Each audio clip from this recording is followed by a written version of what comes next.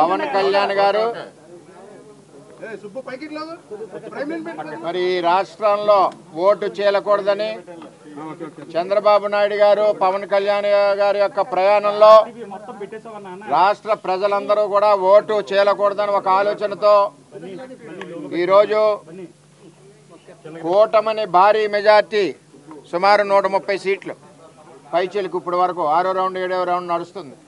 ముందుకు పరిగెట్టుకుంటా పోతా ఉంది కూటమి. జగన్మోహన్ రెడ్డి లండన్ నుంచి ఎందుకు వచ్చానా అని చెప్పి ఆయన ఆలోచించుకుంటా ఉన్నాడు. నేను ఒకటే తెలియజేస్తున్నా, పిఠాపురం నియోజకవర్గ ఎమ్మెల్యే అభ్యర్థి పవన్ కళ్యాణ్ గారిని, జనసేన పార్టీ అధ్యక్షుడిని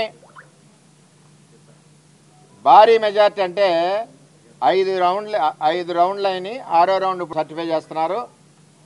24,930 ఓట్లు మెజార్టీ. అది గబ్బర్ సింగ్ అంటే ఆ విధంగా ఎలక్షన్ అయింది.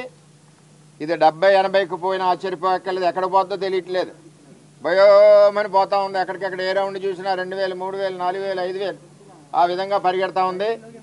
ఇంకా సొంత గ్రామాలు ఉన్నాయి, ఇంకా ఎక్కువ మెజార్టీ వస్తుంది. అసలు పవన్ కళ్యాణ్ దెబ్బ ఏంటో పిఠాపురాన్ని జగన్మోహన్ రెడ్డి చెంప చెల్లుమనిలా చూపించాం. మద్యం పోసాడు, ఓటికి 3,000 నుంచి 5,000 ఇచ్చాడు. మరి వచ్చి ఇక్కడ అభ్యర్థి చేత గ్లిజరిన్ పెట్టి ఏడిపించి చుట్టూ తిప్పాడు. ఈయన నవ్వుకుంటా ఎన్ని కుయ్యెక్తులు వేసినా, ఎన్ని కుట్రలు చేసినా కూటమి అభ్యర్థి పవన్ కళ్యాణ్ గారిని ఈరోజు భారీ మెజార్టీతో మేము పిఠాపురంలో Telugu Desam party, Janasena party, BJP party మరి గెలిపించి ఇవాళ అత్తారింటికి పంపిస్తున్నాం. ఆయన సినిమా స్టైల్లో చెప్తున్నా, అత్తారింటికి దారేదంటే అమరావతి అసెంబ్లీ.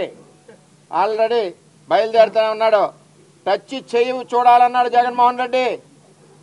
రా దమ్ముంటే నీవు పులివెందుల్లోనే నువ్వు 4,000తో ఉన్నావు, 5,000తోటో. అంచేత ఎట్టి పరిస్థితుల్లోనూ కూడా మరి జనసేన పార్టీ అధ్యక్షులు పవన్ కళ్యాణ్ గారు పిఠాపురంలో 70-80 వేలు పైచీలకు 1,00,000 వరకు మెజార్టీతో వస్తారని, మరి ఈరోజు ఏదైతే కూటమి ఉందో అధికారంలో ఉంటుందని, సుమారు 160-170 సీట్లు వస్తాయని జగన్మోహన్ రెడ్డికి తెలుగుదేశం కండ వేయడానికి సిద్ధంగా ఉన్నాం, పార్టీలోకి వస్తాయని చెప్పి తెలియజేస్తాం.